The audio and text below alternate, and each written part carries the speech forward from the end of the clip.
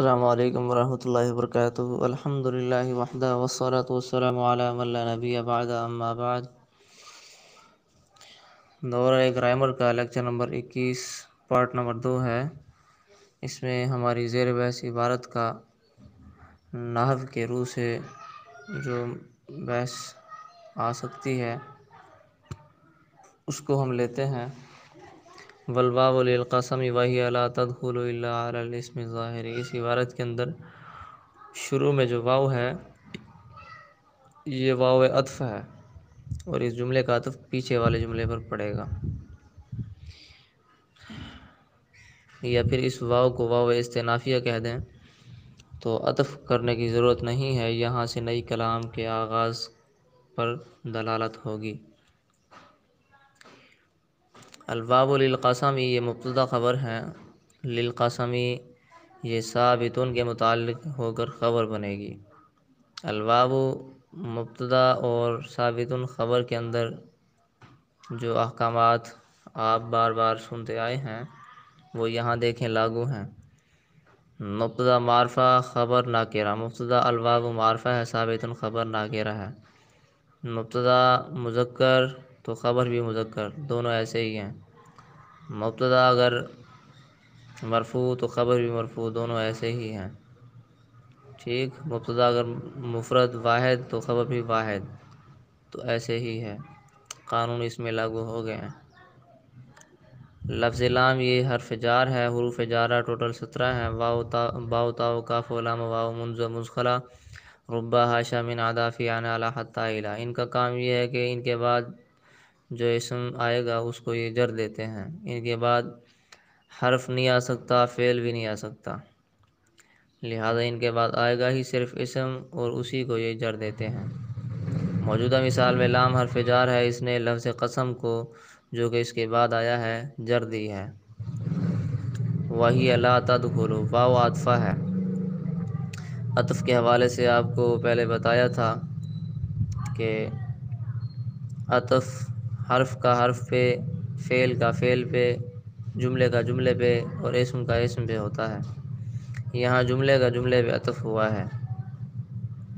اعراب معطوف علیہ اور معطوف دونوں کا ایک ہی ہوتا ہے، حکم دونوں کا ایک ہی ہوتا ہے۔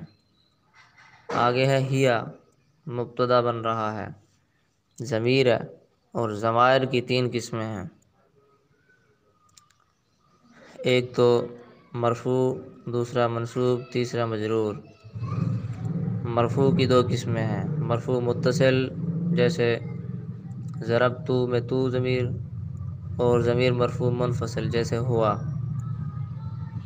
منصوب کی بھی 2 قسمیں ہیں، ضمیر منصوب متصل جیسے ضربت کا، سمعت کا، اور ضمیر منصوب منفصل جیسے ایاک۔ ضمیر مجرور کی صرف ایک قسم ہے، متصل۔ ضمیر مجرور منفصل نہیں آ سکتی، البتہ متصل کی 2 صورتیں بن جائیں گی، متصل بحرف جر لی لنا لکا، یا متصل باضافت جیسے کتابوں کا کتابوں کما وغیرہ۔ ضمائر کی ترتیب ذہن میں رکھیں۔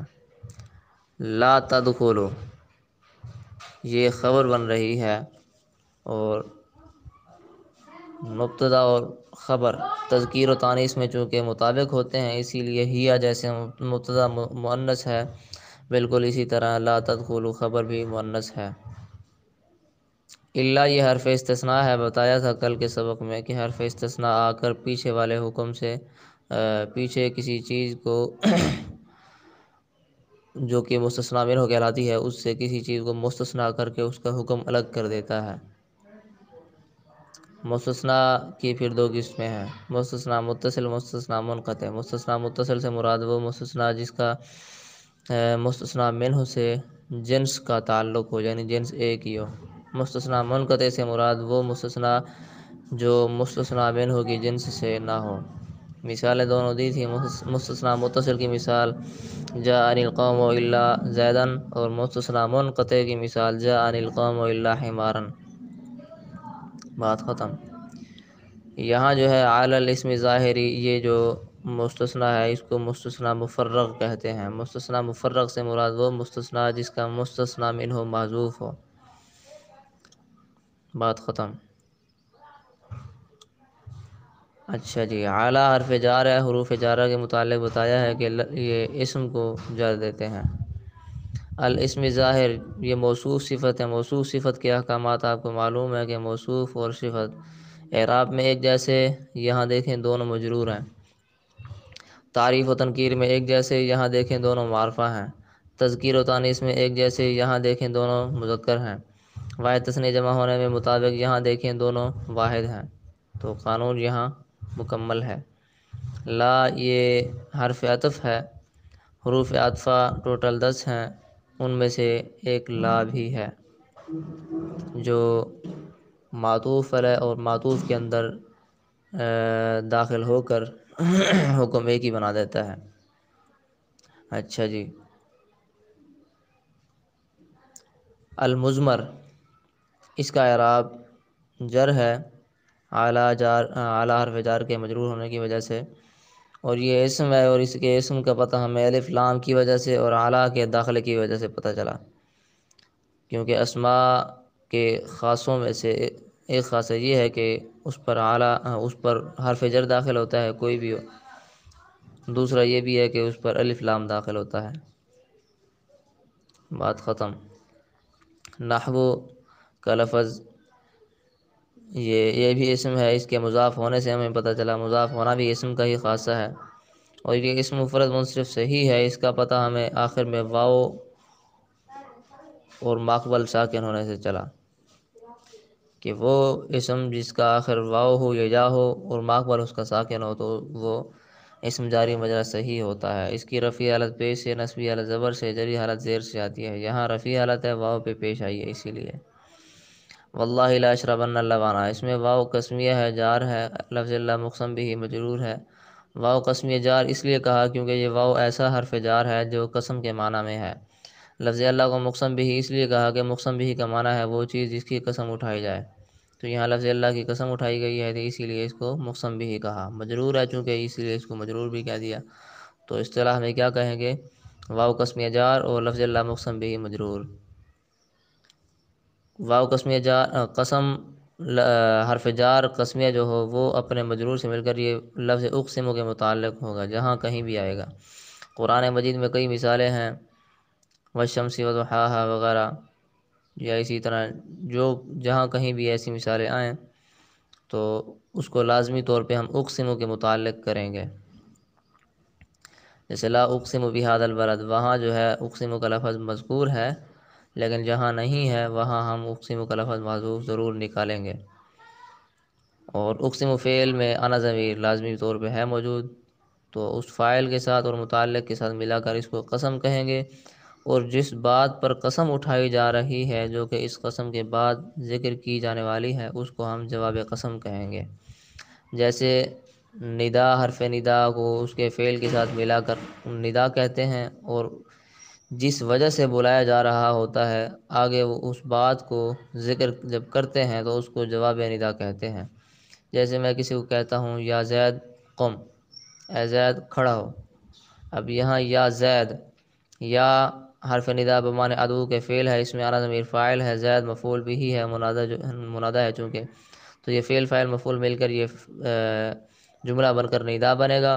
قم جو ہے فعل اپنے فاعل سے مل کر یہ جو ہے جملہ بن کر جواب ندا بنے گا۔ ٹھیک، تو اسی طرح قسم اور جواب قسم بھی ہوتا ہے۔ بات ختم۔ لفظ اللبن، اس کے اسم ہونے کا ہمیں ایسے پتہ چلا کہ اس کے شروع میں الف لام ہے، اور یہ اسم مفرد منصرف صحیح ہے کیونکہ یہ تثنیہ جمع نہیں ہے بلکہ مفرد ہے، غیر منصرف نہیں ہے بلکہ منصرف ہے، اور جاری مجرور صحیح نہیں بلکہ اسم مفرد منصرف صحیح ہے۔ بات ختم۔ آگے ہے واو یہ واو عاطفہ ہے۔ آگے ہے قد، یہ قد تقلیلیہ ہے۔ قد کی دو قسمیں ہیں، ایک تو تحقیق کے معنی میں آتا ہے جو کہ ماضی میں داخل ہو، دوسرا تقلیل کے معنی میں آتا ہے جو مضارع میں داخل ہوتا ہے۔